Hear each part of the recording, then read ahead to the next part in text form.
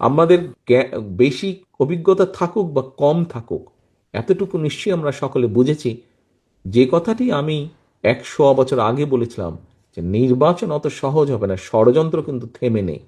আপনারা গুলশান অফিসে অনেকেই এসেছিলেন যখন আমরা আমাদের আহ, যারা মোটামুটিভাবে প্রত্যাশিত প্রার্থী ছিলেন এরকম আমরা যাদেরকে ডেকেছিলাম, সেখানে আমি একটা কথা বলেছিলাম, ষড়যন্ত্র কিন্তু থেমে নেই।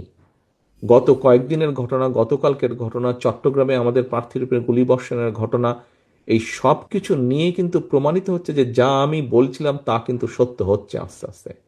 কাজে আমরা যদি নিজেদের মধ্যে মতপার্থক্য কমিয়ে নিয়ে না আসি, আমরা যদি নিজেরা ঐক্যবদ্ধ না হই, সহকর্মীবৃন্দ, এই দেশ ধ্বংস হয়ে যাবে। কেন ধ্বংস হয়ে যাবে বলছি? প্রতিবার আপনারা খেয়াল করে দেখেন, আপনি বিএনপি বলেন না, facts and figure and history যা বলে, প্রত্যেকবার এই দেশ ধ্বংসের দ্বার প্রান্তে গিয়েছে। প্রত্যেকবার আপনারা, কখনো শহীদ জিয়ার নেতৃত্বে, কখনো দেশনেত্রী খালেদা জিয়ার নেতৃত্বে, বিএনপি আস্তে আস্তে সেই খাদের কিনারা থেকে দেশকে আবার বের করে নিয়ে এসেছে। সহকর্মীবৃন্দ, কেউ মানুক না মানুক, কারো ভালো লাগুক না লাগুক, কিচ্ছু যায় আসে না। আমরা জানি সকল সময় যখনই দেশ সংকটে পড়েছে এবং জনগণ বিএনপির কাঁধে দায়িত্ব দিয়েছে, বিএনপি সর্বোচ্চ দিয়ে চেষ্টা করেছে জনগণের সেই প্রত্যাশা পূরণের জন্য।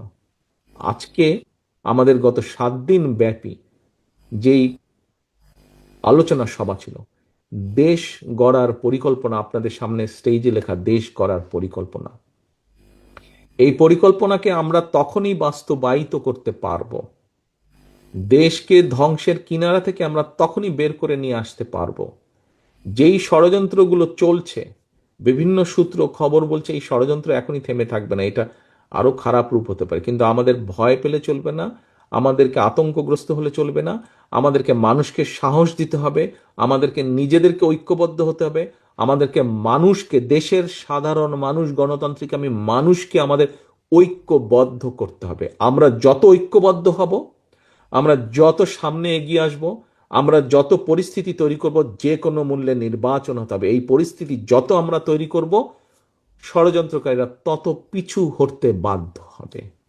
এবং তাদেরকে তাদেরকে পিছু হটানোর ক্ষমতা এবং শক্তি একমাত্র আপনাদের আছে। আপনারা যারা বিএনপি করেন, আপনারা যারা শহীদ জিয়ার রাজনীতি করেন, দেশনেত্রী খালেদা জিয়ার রাজনীতি করেন, একমাত্র সেই শক্তি, সেই যোগ্যতা, সেই ক্ষমতা আপনাদের আছে। প্রিয় সহকর্মীবৃন্দ, এখন আমাদের সময় এসেছে আমি কি পেলাম তা না, সময় এসেছে আমি দেশ এবং জাতির জন্য কতটুকু করতে পারলাম, কতটুকু করতে পারলাম দেশ এবং জাতির জন্য।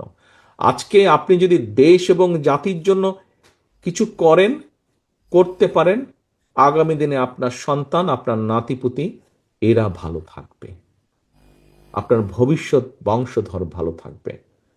প্রিয় সহকর্মীরা, আজ সময় এসেছে নিজে কি পেলাম সেটা ভুলে যাবার, কি দিতে পারলাম, কি দিচ্ছি, কি দিব দেশ এবং জাতিকে। যদি দিতে পারি তাহলেই ইনশাল্লাহ আমরা কিছু পাবো, সম্মান পাবো, মর্যাদা পাবো, শান্তি পাবো। আসুন আমাদের আজকের লক্ষ্য হোক আমাদের এই পরিকল্পনাগুলোর বাস্তবায়ন কাজ শুরু করা। আমাদের আজকের লক্ষ্য হোক দেশে শান্তি, শৃঙ্খলা এবং আইনের শাসনকে প্রতিষ্ঠিত করা।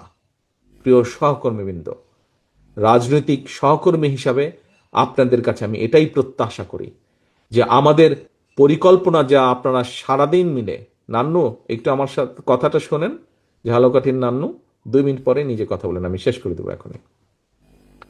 আজকে আমাদের পরিকল্পনা হওয়া উচিত, আমাদের সকলের প্রতিজ্ঞা হওয়া উচিত যে কাগজগুলো আপনাদের কাছে আমরা তুলে দিলাম, প্রথমেই আপনারা হাত তুলে বলেছেন, স্বীকার করেছেন, আমি ধরে নিতে চাই, বিশ্বাস করতে চাই।